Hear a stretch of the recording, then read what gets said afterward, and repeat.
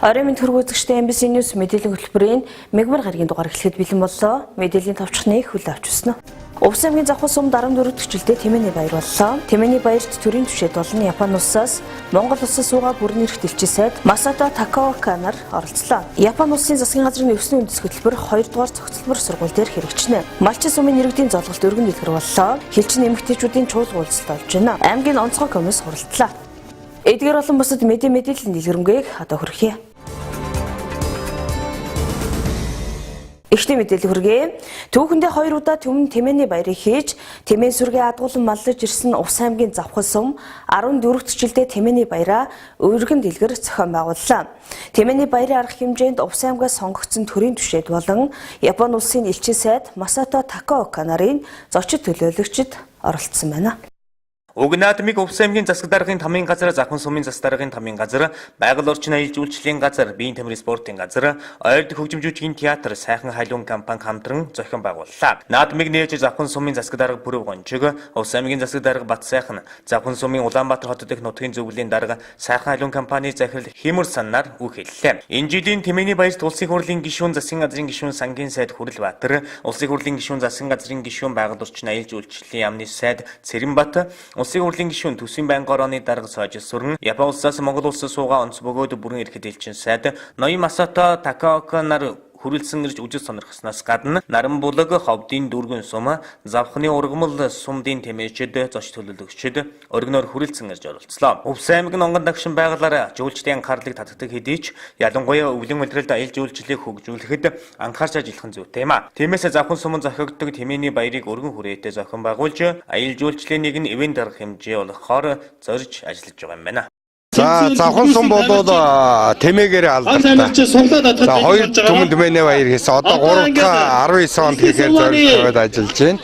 За бас аялал жуулчлалын хүрээнд манай Увс аймагт аялал жуулчлалыг хөгжүүлэх зорилгоор манай аймгийн удирдлагууд, за Монгол улсын засгийн газар, байгаль орчны яам, за тэгээд сангийн яам, улсын хурал засгийн газрын гишүүд, зэрэгэлдээ Ховд аймаг, за энэ Завхан аймгийн сумууд оролцсон томоохон хэмжээний арга хэмжээ болж байна. Бид Тэмээн сүргийнхаа тоо толгоог өсгөх, тэрний ашиг шимийг нэмэгдүүл, за иргэд маань тэр Тэмээн сүргээ хайрладаг, хамгаалдаг болгох, аялал жуулчлалыг хөгжүүлэх, Завхан сум болоод бас онцлог хэцүү хаттай Увс аймгийн төдөөгөө Монгол улсад хамгийн их устай сум, Айр Кыргыз гээд 2 том нууртай, Завхан хөнгөн гадар 2 том голтой ийм хөдөлмөр чартун. Тэгээд өнөө жил бас манай сумын ард өнгөлөг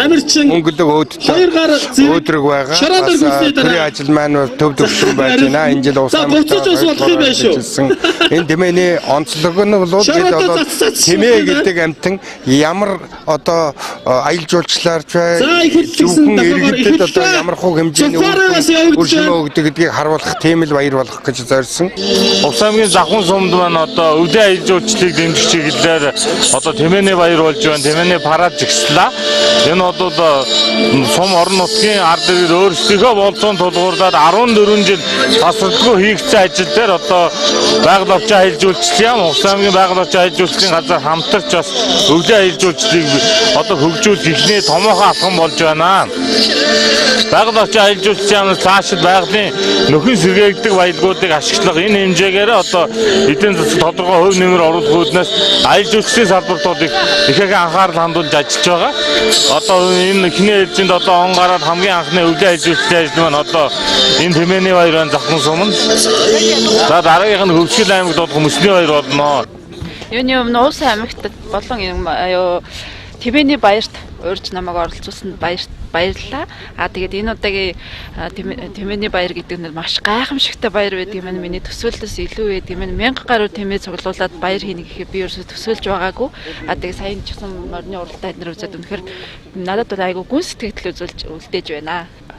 Тэгээд саяны нөгөө Тэмээний уралдааны хувьд гэхээр сая бид нэрс машинтаа дагаж явж үзлээ. Тэгээд Тэмээ гэдэг амьтаг ийм хурдан, тэгээд бас ийм удаан хугацааны юунд давхидаг гэж ерөөсө бодоогүй байсан.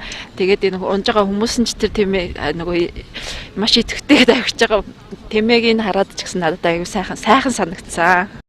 Тэмээний баярын гол арга хэмжээ бол тэмээний уралдаа юм. Энэ жилийн тэмээний уралдаанд даалгаруу тэмээ уралдсанаас Завхан сумын Шар булаг багийн тэмээчин Батмөнхийн хар тэмээ төрүүлж, Завхан сумын Айраг нуур багийн тэмээчин Монгол улсын аваргамалчин Дамдын сүрэнгийн хөх аман үзүүлж, Завхан аймгийн Ургамал сумын Мөнхмөлдийн шар тэмээ Айргийн 3-т, Завхан сумын Айраг нуур багийн Наран тулгийн хар Айргийн 4-т, Завхан сумын Шар булаг багийн уяач Ориглын хүрн Айргийн 5-т тус хурдлаа.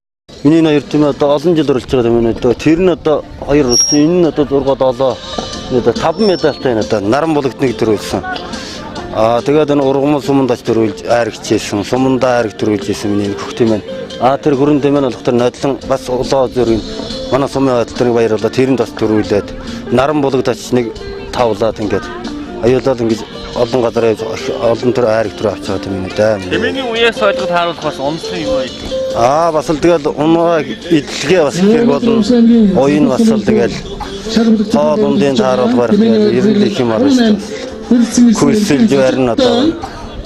Өсрөж барих одоо их л ажиллагаа болдог тийм ээ. Тэмээ гэдэлж хэрэглэх нарийн арга ухааныг Завхан сумын ард түмэн өнөө хүртэл өвлөнтэйсээр ирснийг илтгэх олон тэмцээн уралдаанууд зохион байгуулагдлаа. Үүнд буйл зорох, бурантаг томнох, тэмээний сэдвтэй гар зүргийн уралдаан, ганган тэмээтэй хос, шилмэл буур шалгаруулах, тэмээн буухай тэмцээнүүд тус зохион байгуулагдлаа. Тэмээний баярт хүрэлцэн ирсэн наадамчдын дунд элсний суума, ус татлын тэмцээнүүд тус зохион байгуулагдсан юм. Энэ жилийн тэмээний баярын зохион байгуулалт өндөр түвшинд дуулснаас гадна тэмцээн уралдаанд амжилттай оролцсон тэмээчдийг шагнах шагналын хэмжээч өндөр байсныг онцлох нь зүйтэй болов. Завхан сум түүхэнтэй 1973-1989 онуудад түмэн тэмээний баярыг зохион байгуулж байсан бол 2019 онд 3 дахь удаагийн түмэн тэмээний баяраа хийхээр зорж байгаа юм байна. Энэ жил Завхан сум 9 сумын гаруй тэмээ тоолуулжээ. Дараагийн мэдээ. Энэ өдрүүдэд Японы улсаас Монгол улсад суугаа он цугод бүрэн ирэхэд элчин сайд Масато Такаока болон бусад албаны хүмүүс манай аймагт ажлын ажил хийж байна. Айлчлалын хүрээнд элчин сайд Масато Такаока аймгийн засаг дарга Батсайхан нар Японы засгийн газрын өвсний үндэс хүний аюулгүй байдлыг хангах буцалтгүй тусламжийн хөтөлбөрийн хүрээнд хэрэгжүүлэх Увс аймгийн ерөнхий боловсролын 2 дугаар цогцлбор сургуулийн дотор байрны засварын төслийн гэрээнд гар үсэг зурсан байна. Японы улсын засгийн газрын өвсний үндэс хүний аюулгүй байдлыг хангах буцалтгүй тусламжийн хөтөлбөрийн хүрээнд хэрэгжүүлэх Увс аймгийн Улаангой сумын 2 дугаар цогцлбор сургуулийн дотор байрны засварын төслийн гэрээнд гар үсэг зурх ёслолын ажиллагаа амжилттай болж өндөрлөө. Гар үсэг зурх ёслолын үйл ажиллагаанд Японы улсаас Монгол улсад суугаа онц бөгөөд бүрэн ирэхэд элчин сайд Масато Такаока болон Увс аймгийн засаг дарга Батсайхан, улсын хурлын гишүүн Сангийн сайд Хүрлбаатар, улсын хурлын гишүүн Байгаль орчин аюул жуулчлалын яамны сайд Цэрэнбат, Хилтэс агентлагийн дарганаар оролцлоо. Японы засгийн газрын өвсний үндэс хөтөлбөр манай аймагт 1998 оноос хойш тогтмол амжилттай хэрэгжиж 1998-аас 2017 оны хооронд 1.6 сая $ам санхүүжилт бүхий 26 төслийг хэрэгжүүлж Увс аймгийн боловсролын салбарт олон мянган хүүхэд багчуудын сурч боловсрох таатай орчин нөхцөлийг бүрдүүлж өгсөн байна. Ер нь 1998 оноос хойш анх удаа Увс аймагт энэ өвсний үндэс төсөл хэрэгжиж эхэлсэн. Өвсний үндэс төсөл хэрэгжихдээ яг сургууль, боловсрол, тэгээд цэцэрлэг гэсэн энэ салбаруудад л одоо хэрэгждгээрээ бас маш их үр дүнгээ өгдөг ийм төсөл байгаа. 98-аас 2017 оны хугацаанд Увс аймагт нийтдээ 26 төсөл 1.7 сая $ын төсөл Увс аймагт хэрэгжсэн байна. За энэ одоо дотор байрны засварын төслийг одоо Увс аймгийн зүгээс бол амжилттай маш одоо хариуцлагатайгаар энэ хийж гүйцэтгэх гэрээн заасан бүх зүйлсээ одоо гүйцэтгэхээр одоо гэрээнийхээ үүргийг хүлээлээ. Тэгээд Японы улсын засгийн газар тэр дундаа Японы улсаас Монгол улсад сууж байгаа элчин сайд Такаокад одоо баярлаа гэдгийг хэлээ. Увс аймгийн хүүхэд багчуудын төлөө бас хийсэн томоохон хөрөнгө оруулалт боллоо гэж үзэж байна. Сургууль цэцэрлэгийг 3 ээлжгүй болгох. За эцэгчүүд нь одоо шүнжин хонжин хонож одоо очрлдгүй байх, азийн сургуультай байхгүй байхаар одоо зорилт тавьж одоо тестний 5 өдөр санджаа.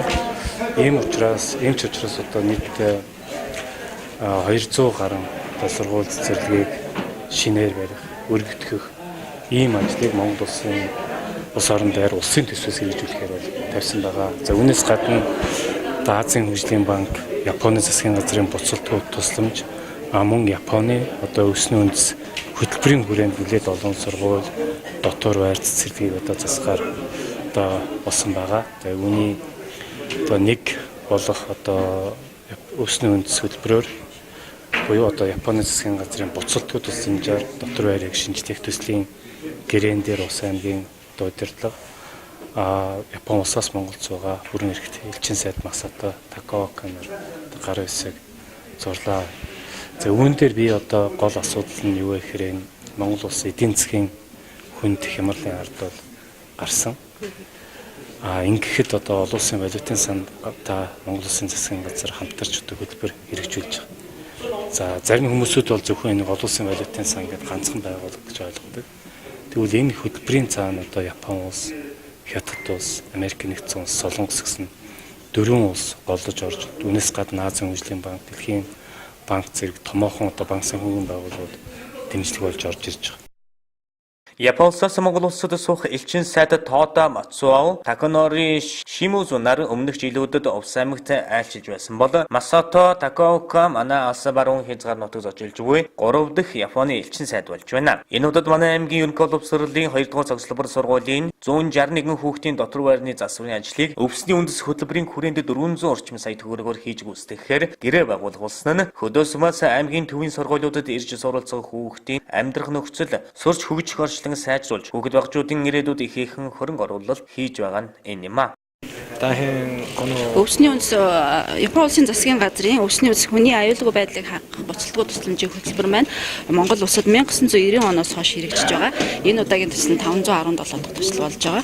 За тэгэхээр манай энэ төсөл маань боловсролын сургууль цэцэрлэгийн засварын ажил буюу боловсролын салбар дээр төлөхөө яадаг. Мөн эрүүл мэндийн салбар, эмнэлгийн засварын ажлыг бас бид нар засвар дээр бид нар бас тусламж үзүүлдэг байгаа.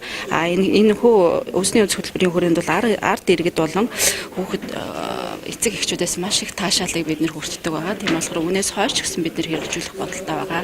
Миний ерөнхийдөө үзэл бодлого гэх юм бол элчин сайдын яам дээр гарын үсэг зурхаасаа илүү төсөл хэрэгжиж байгаа газар нь тухайн газар нь очиод тухайн хүмүүстэй ярилцаад ямар орчин байгаа, ямар хүмүүс байгааг мэдээд яг тухайн газар нь гарын үсэг зурсан нь дээр юм болов уу гэж боддгоо. Энэ удаагийн Увс аймгийн төсөл болохоор хэдэн сарын өмнө Хүрэлбаатар сайд болон албаны хүмүүстэйгээ сургуулийн захирал эднэртэйг ирээд надад энэ удаагийн төслийн тухай ярьж исэн.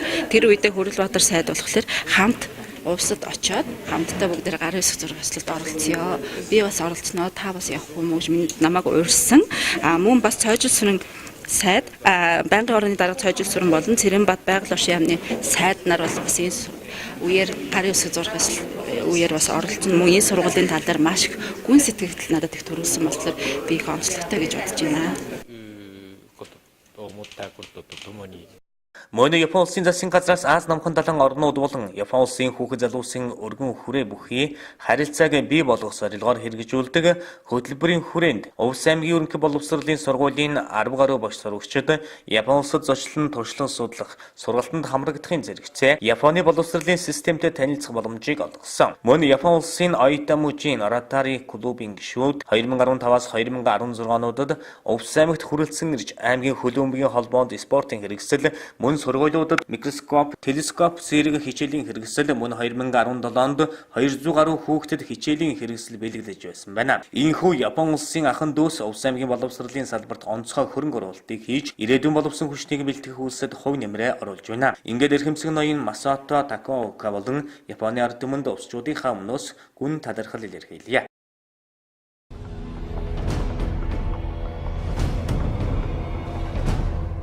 Монгол улсын иргэн гэр бүлийн хэрэгцээний зорилтоор үнэгүй газар өмчлөх тухай хуулийн хугацаа дуусаж байгаатай холбоотойгоор газар зохион байгуулалт геодезч зураг зүйн газраас нийслэлийн газрын албанд чиглэл өгчээ. Чиглэл өгөх тухай уг албан бичгтээ иргэнд гэр бүлийн хэрэгцээний зорилтоор үнэгүй өмчлөх хуулийн заалтыг хугацаагүй болгох тухай хуулийн үзэл баримтлал, нэмэлт өөрчлөлтийн төслийг боловсруулан газрын асуудал эрхэлсэн төрийн захиргааны төв байгууллагад хөрвүүлээд байна. Иймээс хугацаанд шахагдан нийгмийн болон инженерийн дэд бүтцийн төлөвлөгөө, зураг төсөлгүй байгаль чухал газар зүйн нөхцөлийн хувьд хүн амьдрах таатай орчин, нөхцөл бүрдээгүй байршилд их хэмжээгээр газар өмчлүүлэн иргэдийг хохирохгүй байх, цаашид зөвхөн инженерийн дэд бүтцийн төлөвлөгөө, төсөв тооцоо, зураг төсөл бүхий газар зохион байгуулалтын болон хот төлөвлөлтийн баримт бичгийг үндэслэн газрыг эзэмшүүлж өмчлүүлэхийг анхаарна уу? Дээрх чиглэлийн дагуу орон нутгийн удирдлага болон иргэдийг заавар зөвлөгөө мэдээллээр хангаж ажиллана уу гэсэн байна.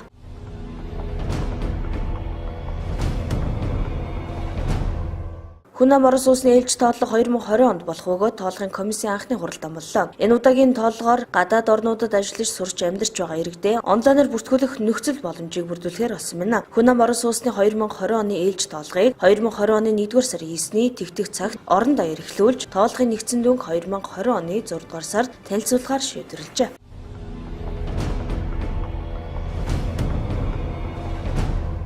Орос улсын нийслэл Москва хотын өчигдөр Монгол Оросын засгийн газар хоорондын комиссийн 21-р хуралдаан эхэлжээ. Худалдаа эдийн засаг, шинжилгээ ухаан, техникийн хамтын ажиллагааны засгийн газар хоорондын 21-р хуралдааныг Монголын талаас шадар сайдын их төвшин, Орос улсын талаас Орос улсын байгалийн экологийн яамны сайд Донсконоор даргалж 20-р хурлын протоколыг хэрэгжилтийг дүгнэн эгийн голын усан цахилгааны станцын бүтээн байгуулалт, хил орчмын бүс нутгийн хөгжил, зам тээвэр, эрчим хүч, байгаль орчин, хөдөө аж ахуйн салбарын хамтын ажиллагааны талаар хэлцэж байгаа юм. Үүнээр бүс нутаг хил орчмын хамтын ажиллагааны Монгол Оросын засгийн газар хоорондын дэд комисс хуралдаж, Орос улс Монгол бүгд найрамдах Хятад ард улсын эдийн засгийн коридор хөтөлбөрийн хэрэгжилт, хоёр улсын хил орчмын бүс нутгийн хамтын ажиллагааны тухай хэлэлцэж байна. Засгийн газар хоорондын хуралдааны үеэр Орос улсын ерөнхий сайд Дмитрий Медведев төмөр замаар дамжин өнгөрөх ачаа тээвэрлэх нөхцөлийн тухай Монгол улс Орос улсын засгийн газар хоорондын шинэ хэлэлцээрт гар үсэг зуржээ. Энэхүү хэлэлцээрийн зорилго нь талууд бараа бүтээгдэхүүнээ төмөр замаар тээвэрлэн 3 дахь оронд гаргах таатай нөхцөлийг бүрдүүлэхэд чиглэлжээ. Ингэснээр манай экспортлогчид бүтээгдэхүүнээ далайн улсуудад саадгүй экспортлох боломжтой юм а. Түүнчлэн төмөр замаар дамжин өнгөрөх хоёр улсын ачаа тээврийн үнийн бодлогыг уян хатан болгох, хил гайлын хяналтыг хэлбэрчлэх, тээврийн нурсгалыг тогтвортой нэмэгдүүлж төмөр замын чанарыг сайжруулахыг хэлэлцээр тусгажээ.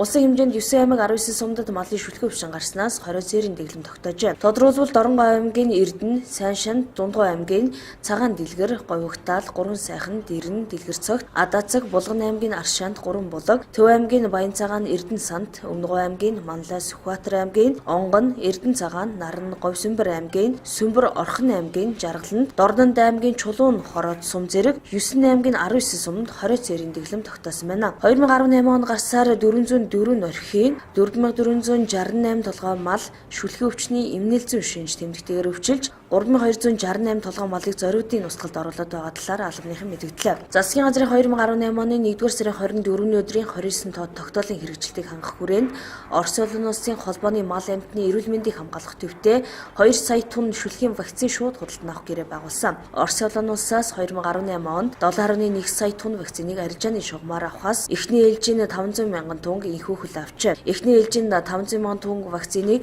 2018 оны 2-р сарын 25-ны өдөр хүлээн авч зориултын тээврийн хэрэгслэр яралтай вакцины шаардлагатай байгаа Булган, Орхон, Хинти, Дундгов, Өмнөгов, Төв, Дорногов аймагуудад хөрвүүлж эхэллээ. Өвлөгдөд вакциныг 4-р сарын 20-ны дотор хүлээн авч шаардлагатай газрууд нь хуваарлан хөрвүүлэх юм байна. Энэ жилээс эхлэн өвлийн хүйтэн вакцины тарьдаг байдлыг зогсоож цаашдаа мал эмнэлгийн халдварт гоцгалдвар төвшнөөс өршлөн сэргийлэх вакцинжуулалт тарьлагын ажлыг 4-өөс 10-р сарын хугацаанд бүрэн хийж дуусгахаар хүнс хөдөө аж ахуй хөнгө үйлдвэрийн яамнаас ажлын төлөвлөгөө гарган мэргэжлийн байгууллагад чиглэлөгч ажиллаж байгаа гэлээ. Мал эмтний гоцгалдварт өвчний тархалт нэмэгдэж байгаатай холбогдуулан төв зам дагуу нийслэл Баянзүрх, Яармаг 22-ийн шалган нэвтрүүлэх товчоо, Налаах 4-р зүрлэг, Орон нутаг Төв аймаг, Дов толгой, Баянхонгор аймгийн Байдргийн гүүр, Завхан Тэлмэнгийн даваа, Сэлэнгийн баруун бүрэн, Дархан уулын аймгийн Хонгор сум тус 5 сарын 1 хүртэл цэгт ариутгал халдваргүйтгэлийн цэгүүдийг ажиллуулж эхэлсэн байна. Дараагийн мэдээ. Тийн унжилгад хэмээх нөхөрсөг шар нохой жилийн шөнийн 11-ний бэлэгцэн өдөр Улаангам суманд ажиллаж амьдарч байгаа малчин сумын уугуул иргэдийн золголт хүндэтгэлийн хүлээн авалт өргөн дэлгэр болж өнгөрлөө.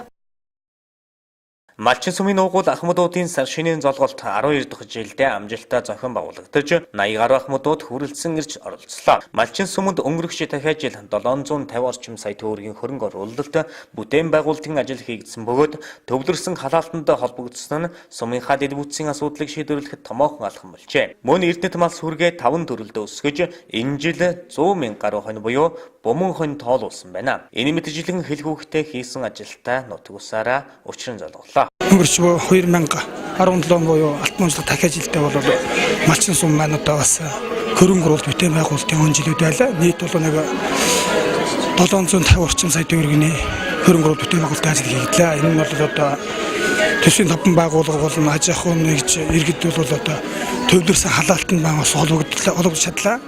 За мөн бол одоо эрүүл мэндийн төвд одоо дэлхийн эрүүл мэндийн байгууллагын болон Солонгос эрүүл мэндийн малтай хамтарсан мобайл технологи төсөл маань бас хэрэгжлээ. Энэ бол 31 сая төгрөгийн төсөл маань хэрэгжиж одоо сүмийн иргэд энэ нийт 86.4% хамрагдсан. Энэ одоо Эрдэнэт мал сэрэг маань 5 шимбэл дээр 10,000 толгоомлоор өссөн дүнтэй анх удаага одоо малчин сум одоо 100 мянган хон тоолж одоо бөмбөг онтой болсон ийм онжилүүд болж өнгөрлөө. Улаангомд байгаа бол Монголын өнцөг булан бүрт байгаа малчин сумын малчинчуудаа бас малчинчуудаа болон одоо ахмад насны өндөр насныгуудаа бас одоо сар шинийн бэлэг бас дэвшүүлж байна. Малчин сумын Улаангом сууга нутгийн уугуул суугуул ахмадууд золголт хийдэг уламжилтаа энэ жил 12 дахь жилдээ энэ арга хэмжээ үргэлжилж байна. Энэ жилийн арга хэмжээг малчин сумын иргэдийн хурал засаг даргын тамгын газар хариуцсан зохион байгуулж байгаа. Урд нь бол Улаангомд байгаа нутгийн зөвлөлийн ахмадууд нутгийн зөвлөлийн төлөөлөл жил бүр ээжлэн зохион байгуулж ирсэн ийм уламжил вэ. За энэ арга хэмжээнд Улаангом хотод байгаа малчин сумын уугуул 80 орчим ахмадууд хуран цуглалаа. Энэ жил бол нэлээд өргөн мөрөлдгөнтэй хүрэлцэн ирлээ. За энэ малчин нутгийн зон олон сэтгэл өдрөг жил их сайн байгаа талаар сая сумын засаг дарга товчхон мэдээлэл хэллээ. За мөрөн манай малчин нутаг бас гайхалтай нутаг, хоёр нуурын дунд оршдог, цас их ундаг, бас байгалийн шалгарлыг шалгадаг ийм нутаг. Энэ жил бол бас энэ шалгарлыг даваад малчин төв маань 5 төрөл дээр мал нь өссөн нутгийн зон олны амьдрал ахуй сайн байгаа тухайг сонсоод их сайхан санагдж байна. За өнөөдрийн нэвлэгдэх сайн өдрийг малчин сумын нутгийн зөвлөлийнхэн энэ аймагт ажиллаж амьдарч байгаа нутгийн ах トゥ төрөл төрөстэй хүлээн авч өнөөдөр мэдээлэлээ явуулж байгаад бид бүхэн их баяртай байна. Ингээд цаашдаа нэрвэлэн сайн сайхан байхын ерөөлийг өргөн дэвшүүлье. Би энэ ёслолтын үйл ажиллагаанд одоо 5 дахь жилдээ оролцож байна. Ингээд одоо бас өндөр насны одоо манайхна энэ ахмадуудтай одоо бас сар шиндэн сайхан шиндэж бас урт насч удаан жаргаж хамгийн сайн сайхан бүхнийг хүсэж яриагаад хойдны үдийн энэ цаг мөчид бүрэн бүрэлдэхүүн энэ зааланд хуран цуглар хаа гэж бодож байна. Тэгээд одоо малчин сумынхаа бас иргэдийн хурлын дарга сумын дарганад бас баярлж мөн одоо цэцэ чимэд даргадаа бас баярлж талархж байна. Өмнөх жилүүдийн сар шинэ золголтыг малчин сумын Улаангом сум дэх нутгийн зөвлөл санаачлан зохион байгуулдаг байсан бол энэ жил сумын иргэдийн төлөөлөгчдийн хурал засаг даргын тамгын газар зохион байгуулж ийхүү ахмадуудаа хүндэт төлөвлөлээ.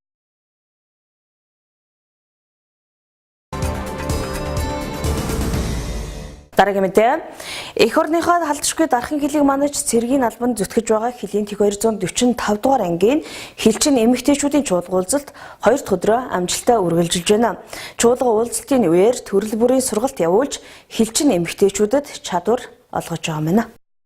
Хэлийн цэргийн тэг 245 дугаар ангийн хэлчин эмэгтэйчүүдийн чуулга уулзалт 3 өдөр үргэлжилнэ. Цугларалтын хүрээнд тус ангийн захиргаа удирдлагын зүгээс эмэгтэйчүүдийнхээ алба үйл ажиллагаа амьдрал ахуйд нь нэмэр болох үс чадамжуудыг эзэмшүүлж байна. Тухайлбал Улаангом политехник коллежийн оюутал болон технологийн багш нар үйлчилгээний стандартын дадлага сургалтыг явуулж хэлчин эмэгтэйчүүд ажлынхаа хажуугаар баялаг бүтээх, цаашлаад амьдрал ахуйдаа сурсан мэдсэн зүйлээ ашиглахад хөрөнгө оруулалт хийж байна. Мөн эмэгтэйчүүдийн эмчнэр гэр бүл төлөвлөлтийн талаар лекц уншсан зэрэг олон талт үйл ажиллагаа зохион байгуулагдаж байна.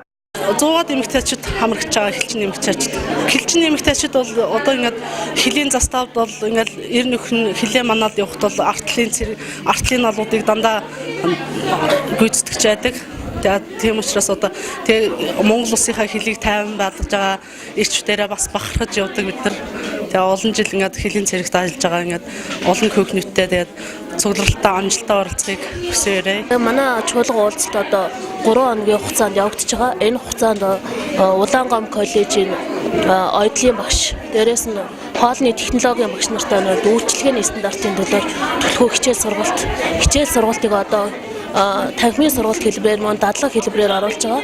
За мөн одоо хилийн цэцтэй эмэгтэйчүүд оролцож байгаатай холбоотой одоо эмэгтэйчүүдийн эмчийг одоо урьж одоо эмэгтэйчүүдийн эрүүл мэнд гэр бүл төлөвлөлтийн талаар одоо төлхөө одоо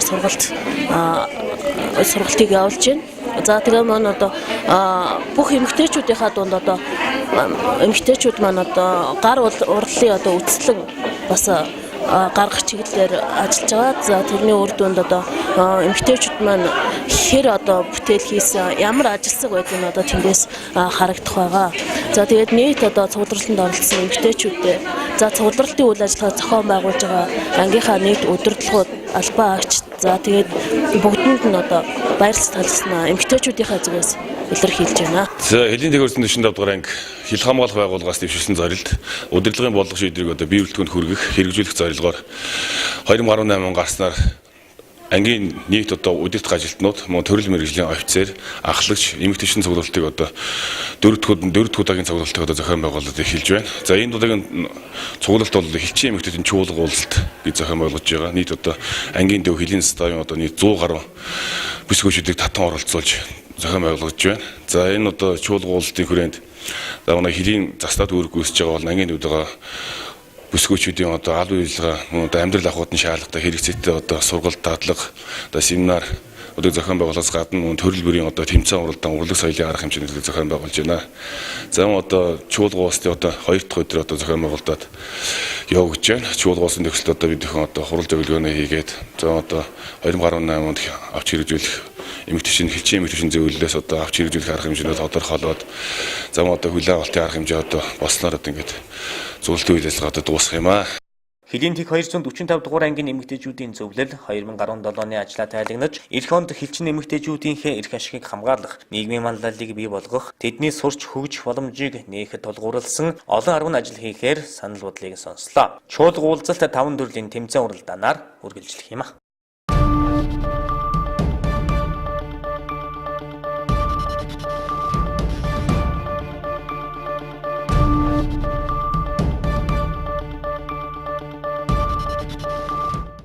За MBC News мэдээллийн хөтөлбөр тодруулгуулгаар үргэлжилж байна. Тэгэхээр он гарсаар бол Улаангом сумд 2 дахь удаас мөнгөн ус алдагдаад байгаа. Тэгэхээр өнөөдөр бол аймгийн онцгой комисс суралтаж бас тодорхой хэмжээний шийдвэр чиглэл гаргасан байгаа. Тэгэхээр энэ талаар бас аймгийн онцгой байдлын газрын дарга Баттул үзэгчтэй мэдээлэл өгөхөөр сууж байна. Тэгэхээр бас энэ одоо онцгой комисс сурлаас ямар шийдвэр гарсан бэ? За ер нь он гарсаар 1-р сард мөн одоо сая энэ 2-р сард бол энэ мөнгө ус алдагдсан ийм нөхцөл байдал гарлаа. Тэгээ яг энэ дээр бол одоо бас цаашдаа авч хэрэгжүүлэх арга хэмжээ ус дөрвтэй болгох. За мөн одоо энэ цаашид авч хэрэгжүүлэх арга хэмжээг сайжруулах чиглэлээр бол хэд хэдэн төрлийн чиглэлүүд үүргүүд бол онцгой комиссын урлаас өгөгдлөө. Тэгэхээр одоо Улаангом суманд наалдагдсан мөнгө усны одоо хэмжээг нэгдүгээрт тогтоох шаардлага байна гэж. За ингэснээр одоо цаашдаа одоо мэргэжлийн багийг одоо Улаанбаатар хотоос дуудах ажиллагааг зохион байгуулах хэсгийг бол одоо шийдэгдэнэ. За мөн одоо мөнгө ус алдагдсан байр орчинд бол хэмжилт тандалт хийхээр мэргэжлийн хэлтийн ерөнхий газраас багажтай одоо төхөмжтэй тийм даалбаагчийг нааш нэрвүүлэх зардлыг бол одоо шийдвэрлэлээ. За мөн мэргэжлийн хэлтийн газраас бол энд одоо мэргэжлийн хэлтийн ерөнхий газарт хүсэл тавьж мэргэжлийг бол авчруулах асуудал бол бас мэргэжлийн хэлтийн газар даалгалаа. За ер нь бол энэ мөнгөөс алдагдсан байр орчин дахин надад найрвчилсан үйлчлэг тандалтыг бол явуулна. За ер нь иргэдэд анхааруулж хэлэхэд энэ мөнгөөстэй холбоотой хэрэгжигчид хоёр дахь гарч байгаа. За мөнгөөс одоо иргэдэд хууль бусаар авч явах тээвэрлэх юм нөхцөл байдлын үед одоо мөнгөөс санамсаргүй байдлаар алдагдж байгаа нөхцөл байдал гарч ийн л да.